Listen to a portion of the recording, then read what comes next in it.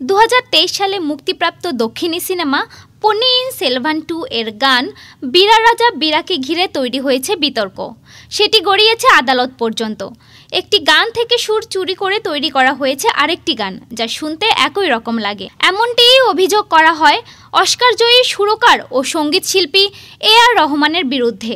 আর তাই এ.আর. রহমান ও production company Madras টকিজকে 2 কোটি টাকা দিতে বলেছেন দিল্লি হাইকোর্ট।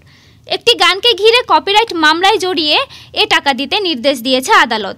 বীরা রাজা বীরা গানটি নাসির ফৈয়াজউদ্দিন দাগার ও তার ভাই জাহিরউদ্দিন দাগারের তৈরি শিবাস্তুতি থেকে সুর চুরি করেছেন এ.আর. রহমান।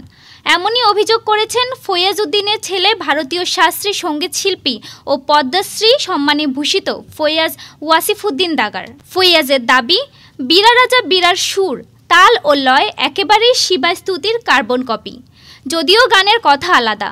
অন্যদিকে এ.আর. রহমান বলেন, শিবাস্তুতি একটি সাবেকি কম্পোজিশন, তাতে মিশে আছে ধ্রুপদ।